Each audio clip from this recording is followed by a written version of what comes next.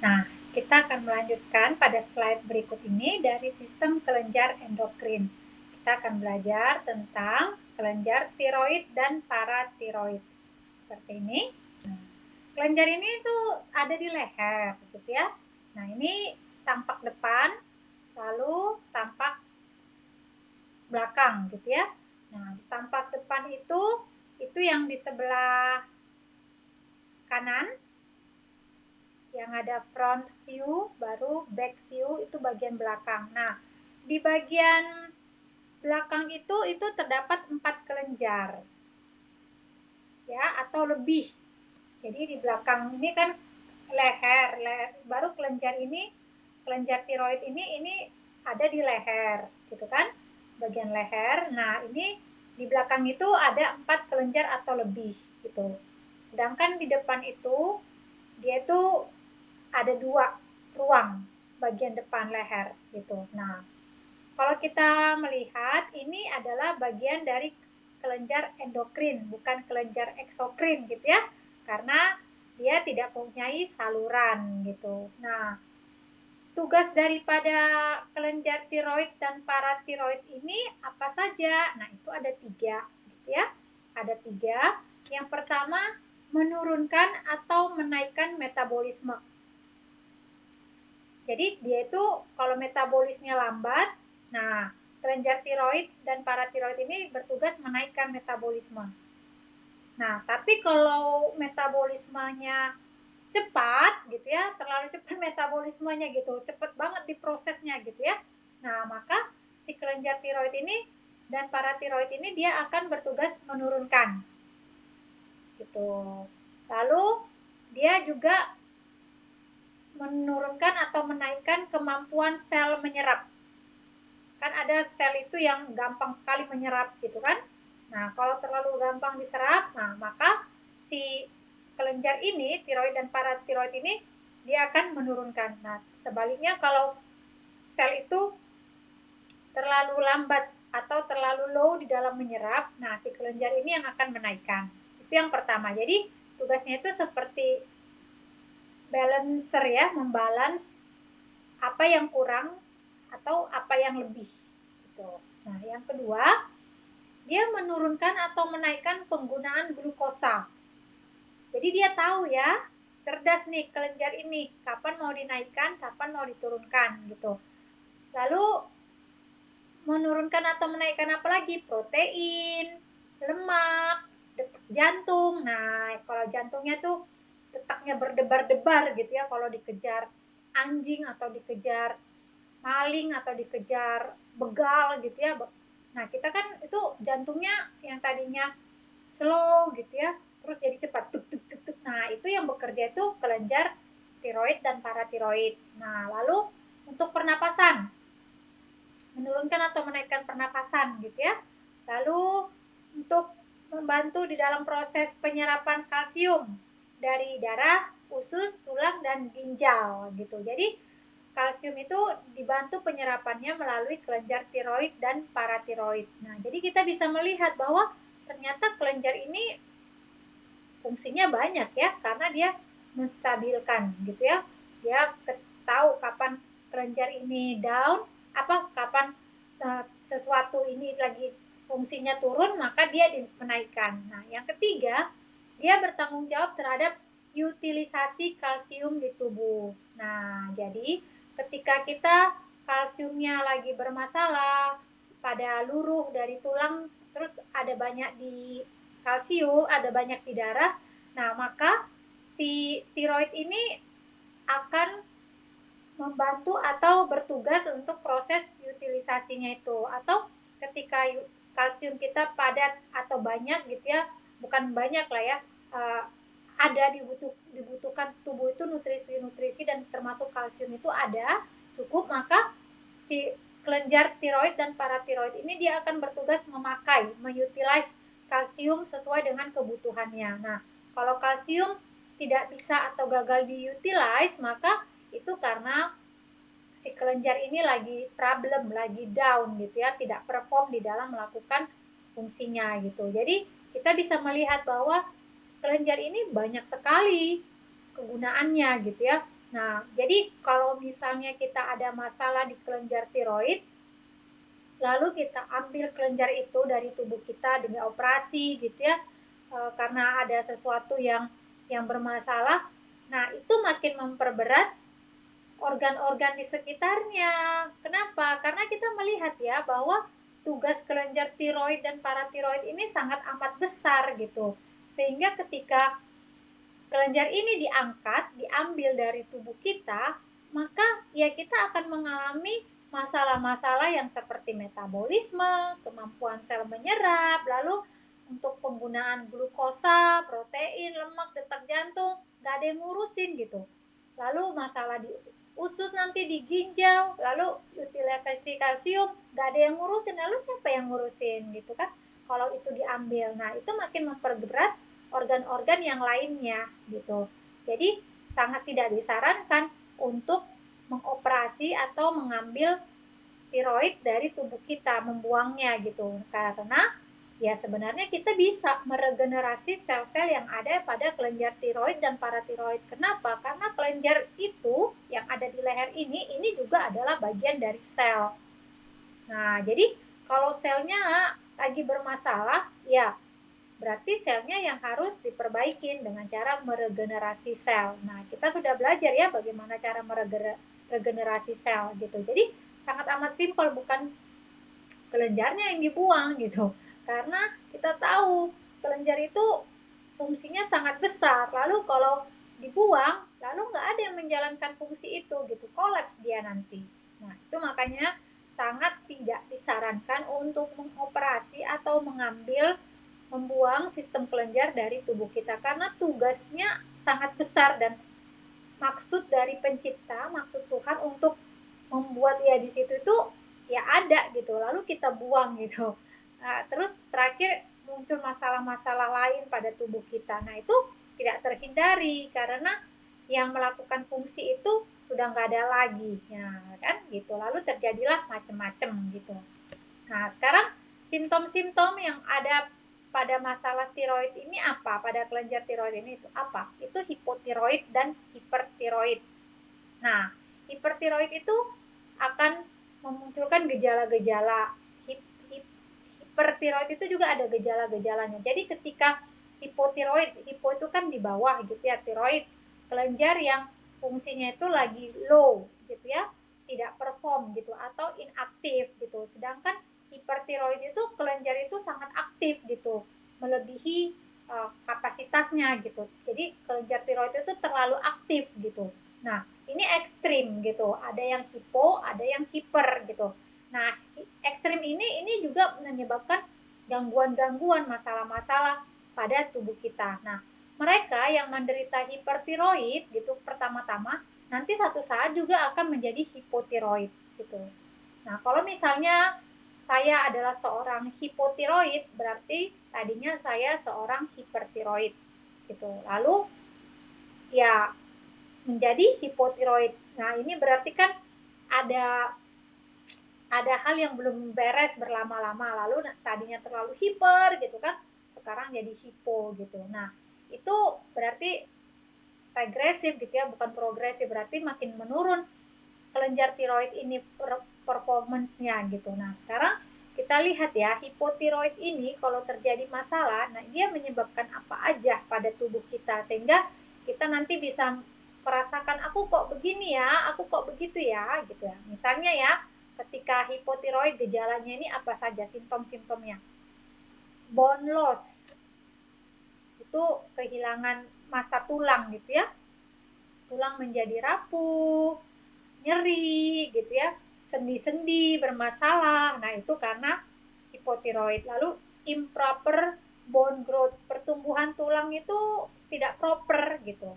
Ada yang menonjol gitu ya, kalau misalnya bunion itu kan tonjolan pada tulang di kaki gitu ya, di pangkal kaki itu dekat lutut gitu ya, dekat lutut, dekat jempol gitu ya bunion, dan itu nyeri gitu. Nah, berarti kan pertumbuhan tulangnya itu improper gitu, menonjol gitu. Harusnya tadi nggak ada tonjolan gitu kan, nggak ada nonjol, nggak ada tonjolan kayak gini gitu kan. Nah, tapi terakhir karena dia mengalami hipotiroid, maka improper bone growth gitu. Jadi pertumbuhan tulangnya tidak proper gitu. Nah, lalu kukunya rapuh dan bergerigi. Nah, gigi juga bergerigi gitu ya. Kalau pada anak-anak gitu bisa dilihat giginya itu bergerigi gitu. Nah, itu berarti ada masalah pada tiroidnya gitu. Lalu kukunya rapuh gitu, rapuh, gampang lepas, lalu bergerigi. Kenapa? Karena kuku ini itu kan syarat dengan kalsium. Jadi kalau bone loss gitu ya, kalsiumnya hilang, nah itu bisa terlihat dari gigi yang bergerigi, lalu kuku yang rapuh. Nah, kalau tulang kita sehat gitu, nah indikasinya ya giginya tidak bergerigi, lalu kukunya kuat. Lalu rambut rontok banyak, disisir rontok, dikeramas rontok, dikeringin rontok gitu kan, dicatok rontok gitu. Nah, dulu saya juga mengalami hipotiroid, gejala-gejala yang saya alami gitu ya, seperti nggak tahan suhu dingin, ya itu juga adalah simptom dari hipotiroid. Nah, jadi kalau peserta ada yang nggak kuat dingin gitu ya, padahal suhunya ya masih normal gitu dan banyak orang terus kedinginan gitu. Nah, itu kemungkinan simptom hipotiroid. Lalu aritmia, jantung tidak pada ritmenya. A itu kan tidak ritmia detak. Jadi detaknya tidak sesuai gitu ya. Lalu mengalami serangan jantung. Nah, serangan jantung gitu lah. Lalu mengalami depresi. Nah, kenapa mengalami serangan jantung? Karena tadi kita lihat ya, bahwa tugasnya itu menurunkan atau menaikkan detak jantung. Nah, ini bagian dari tugas dari tiroid atau paratiroid. Lalu, kalau ternyata ada serangan jantung, ya kemungkinan besar ya tiroidnya juga bermasalah gitu. Kenapa saya katakan bermasalah? Karena tubuh kita ini kan efek domino. Nah, itu bagian leher gitu kan, leher terus dekat dengan pernapasan, lalu dekat dengan organ jantung, lokasinya di dada gitu kan. Jadi saling saling mempengaruhi. Lalu skoliosis. Skoliosis itu ya tulang belakangnya, spine itu kayak bentuk S gitu ya. Nah, ini kan juga improper bone growth gitu ya. Nah, itu berarti karena apa? Karena dia mengalami hipotiroid. Lalu artritis, nyeri pada lutut gitu ya, artritis. Nah, lalu fatigue, gampang capek, gampang lelah gitu ya. Nah, itu baru metabolismenya lambat, slow metabolisme. Nah, lalu obesity, kegemukan. Nah, orang-orang yang punya hipotiroid ini cenderung badannya itu gemuk, dia udah diet, olahraga, ya tetap aja gemuk gitu, padat gitu ya. Jadi sekecang apa dia dietnya tidak mempengaruhi berat badannya karena ya hipotiroid gitu kan, masalah pada hipotiroid. Cramping gitu ya. Lalu spasm, perutnya nyeri gitu ya. Lalu myxodermas, penyakit kulit gitu kan. Lalu isu-isu perkembangan seperti mental retardasi, itu kayak anak yang IQ-nya di bawah rata-rata, lalu mukanya itu uh, kayak muka orang dewasa, muka tua gitu ya. Lalu seperti itu, mirip terus mukanya gitu. Dan rata-rata mereka yang mukanya mental, anak yang mengalami mental retardasi ini mukanya mirip-mirip gitu ya. Sindrom ini mirip-mirip. Dwarfism gitu. Dwarfism ini kayak ya badannya bengkok gitu ya. Tidak tidak tidak utuh gitu. Baru stunted growth, baru pertumbuhannya stunted, itu artinya tidak baik atau tidak bertumbuh dengan baik gitu, mengalami apa mengalami mentok gitu, kayak pendek, kerdil gitu, sama kayak dwarfism tadi ya. Kayak orang yang KT ya, dibilang KT itu yang kecil gitu ya, kayak pendek, kerdil gitu. Nah, itu mirip. Lalu paranoia. Orang-orang yang mengalami hipotiroid ini ya cenderung paranoia gitu ya, memikirkan hal-hal yang tidak ada gitu ya, paranoid gitu ya, takutan gitu. Nah, ketika saya mempelajari hal ini, saya mengevaluasi sama diri saya gitu ya, misalnya ya tadinya kuku saya itu rapuh gitu ya, lembek gitu ya, lalu rambut rontok, lalu ya tidak tahan suhu dingin. Nah, lalu aritmia gitu kan. Memang saya tidak obes ya, tapi masalah-masalah lain itu saya alami gitu ya. Nah, lalu ketika saya melakukan detoksifikasi, simptom-simptom yang tadi itu lama-lama hilang gitu, nggak saya alami lagi. Ketika saya berada di ruang AC yang terlalu dingin, ya orang semua dingin ya, saya oh iya ya dingin ya, kayaknya biasa aja gitu, padahal dulu saya nggak kuat dingin gitu kan, anti AC gitu. Sekarang ada AC nggak masalah gitu, dingin juga nggak terlalu kayak dulu menggigil gitu ya, sampai kalau orang salaman, wih Mia tanganmu dingin banget, iya katanya, padahal suhunya ya standar gitu ya. Nah itu yang gejala-gejala pada hipotiroid. Lalu hipertiroid, nah hipertiroid ini mengalami namanya goiter gitu kan, lalu mengalami namanya mata menonjol gitu, lalu hyperactivity gitu ya, aktivitasnya terlalu hiper gitu, terlalu berlebihan gitu ya, kayak pokoknya berlebihan sekali lah gitu ya.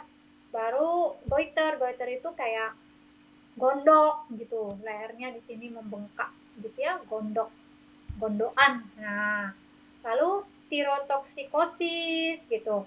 Lalu excessive growth issue. Jadi kayak perkembangannya itu terlalu berlebihan. Kalau tadi yang di atas itu yang hipotiroid, dia stunted growth, kerdil gitu ya, nggak nambah-nambah, pendek gitunya, KT gitu kan, atau dwarfism gitu. Nah, sedangkan yang hipertiroid ini excessive growth issue gitu, perkembangannya berlebihan gitu, orangnya kayak manusia raksasa atau apa gitu, terlalu terlalu bertumbuhnya terlalu eksesif. Nah, ini bisa jadi misalnya pada tubuh yang bagian mana itu melebar atau menonjol gitu ya. Nah, itu jadi nggak seimbang gitu. Berarti kan tidak normal, terlalu berlebihan gitu. Muncul daging di mana gitu ya, yang membuat dia jadi imbalance gitu. Nah, ini juga bermasalah. Nah, sekarang bagaimana kita menyelesaikan simptom-simptom ini? Nah, kita dapat menyelesaikannya dengan cara pertama-tama regenerasi kelenjar tiroid dan paratiroid. Nah, diregenerasi artinya disehatkan gitu. Kalau kita memiliki simptom-simptom yang tadi, nah berarti kan sebenarnya gampang sekali caranya gitu, yaitu dengan mengalkali tubuh kita gitu. Karena tadi dia improper atau low performance gitu kan, sehingga kita mengalami gejala entah hipotiroid atau hipertiroid. Nah, itu kan gampang, berarti supaya dia pada posisi yang balance gitu ya, tidak hipo dan tidak hiper, berarti kita harus meregenerasi kelenjar tiroid dan paratiroid itu. Nah, dengan apa? Dengan mengalkali tubuh kita gitu. Nah, kelenjar itu lagi bermasalah, kelenjar itu lagi tidak perform, kelenjar itu lagi tidak sehat gitu. Berarti ya disehatkan dengan cara mengalkali. Kenapa dia tidak sehat? Karena badan kita terlalu toksin. Yang kita makan itu bukan yang dibutuhkan sel gitu. Yang kita konsumsi itu yang memperberat organ itu untuk perform. Misalnya obat-obatan kimiawi, suplemen kimiawi, dairy produk, susu-susuan apapun jenisnya gitu kan, entah bubuk, entah kalengan, entah cairan gitu kan, atau yang padat gitu. Lalu makanan-makanan yang diproses, diet protein tinggi gitu. Nah, itu memperberat sel-sel yang ada pada kelenjar tiroid dan paratiroid. Nah, oleh karena itu ya kita tinggal regenerasi, mengurangin, kalau tidak bisa memberhentikan segala yang tadi itu, yang toksin itu, toxic habit itu, nah berarti kan mengurangin. Nah, dengan mengurangin lalu menambah detoksifikasi gitu, supaya seimbang. Kalau yang kita makan tadi semuanya bersifat asidosis, asid gitu ya, baru dari produk, mukus yang bertepung-tepung. Nah, Terus yang alkali nggak ada gitu kan, nggak ada. Nah sekarang mulai meregenerasi dari yang 10% dengan buah jadi 20%, 30%. Nah kalau 30% kan makanan-makanan yang diproses, yang bersifat asid, yang menjadi toksik bagi sel itu kan berkurang jadi 70%. Lalu tambah lagi 40%, yang ini berkurang jadi 60%. Tambah lagi 50%, yang ini berkurang menjadi stabil 50%. Nah, tambah lagi yang ini alkali ini harus lebih tinggi daripada yang ini, yang toksik tadi gitu kan. Nah, jadi 60%, 70% begitu seterusnya sampai akhirnya kelenjar-kelenjar yang ada pada leher tadi itu makin sehat gitu, makin kuat. Yang mati-mati dimakan sama makrofag, lalu yang lemah dikuatkan, lalu sel itu meregenerasi kan, meregenerasi dari 1 ke 2 ke 4 ke 8 gitu, meregenerasi gitu. Ya, membentuk sel-sel baru. Jadi, ya itu caranya mengatasi simptom tadi, hipertiroid dan hipotiroid, regenerasi kelenjar tiroid dan paratiroid. Yang kedua, jangan pernah izinkan kelenjar tiroid untuk diangkat. Jangan pernah izinkan kelenjar tiroid untuk diangkat atau dihancurkan dengan alasan hyperactivity. Nih. Jadi, ini adalah hal yang harus kita ingat. Kenapa? Karena tidak boleh kelenjar itu diangkat. Kalau dia low, hipo, gitu ya, berarti kan ada yang sesuatu yang bermasalah, tinggal dinaikkan dengan cara meregenerasi sel gitu.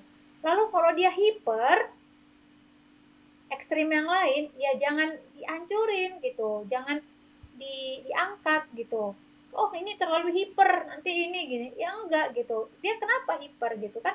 Ya karena terlalu asid juga, dia berespon terhadap asam yang masuk ke dalam sel dengan cara hyperactivity gitu.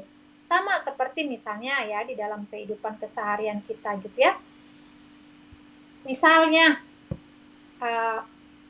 ada anak terus ada teman datang nggak diundang gitu, terus dia malas gitu kan, dia pura-pura sibuk gitu, bikin aktivitas apalah supaya apa, supaya ya tidak perlu meladeni orang ini gitu kan, pura-pura aktif atau apa segala macam gitu. Nah ini kan cara dia meresponin hal yang dia nggak senangin gitu, anak itu gitu kan, mau di ini enggak mau, aku lagi sibuk bikin ini, sibuk bikin itu. Nah itu kan hyperactivity, padahal tadi dia nggak ngapa-ngapain gitu, nggak melakukan apapun gitu, santai aja gitu. Tapi ketika ada yang nggak disenangin ngajak atau datang ke rumah, dia pura-pura sibuk, hyperactivity, hiperaktif gitu kan, sampai orang rumah kaget gitu. Nah itu satu satu sisi cara meresponin gitu kan. Lalu misalnya ada yang datang temannya yang dia nggak harapkan lah ya, karena dia lagi not on the mood gitu ya, dia ngapain, tidur-tiduran, males-malesan, diajak ke sana nggak mau, diajak ini nggak mau. Nah itu kan kondisinya hipo, low performance gitu.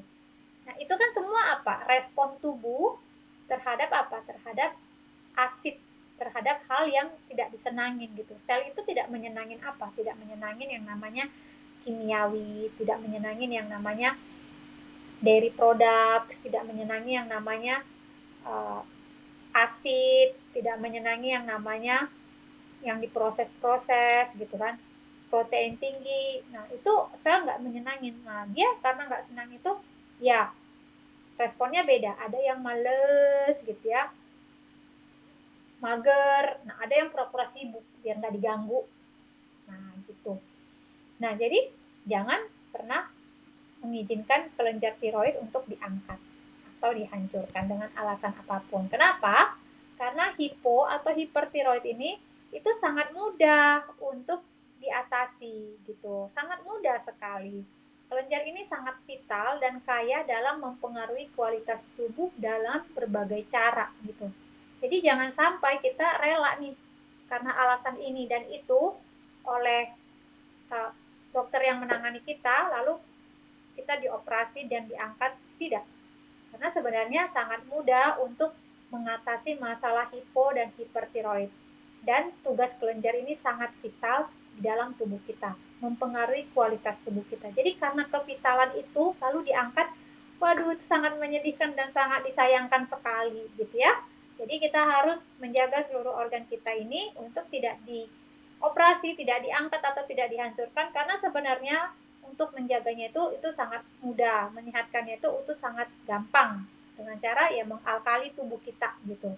Mengalkali tubuh kita sampai dia menjadi balance lagi, sampai dia menjadi sehat lagi, dan itu menjadi habit kita, menjadi gaya hidup kita, lifestyle kita untuk kita mengaktifkan semua organ-organ, semua kelenjar-kelenjar yang ada di dalam tubuh kita. Kenapa? Karena kelenjar tiroid dan paratiroid ini itu berfungsi dan dia bertugas dengan berbagai cara. Jadi, sehatkan kelenjar tiroid dan paratiroid kita dan jangan biarkan dia diangkat atau dihancurkan.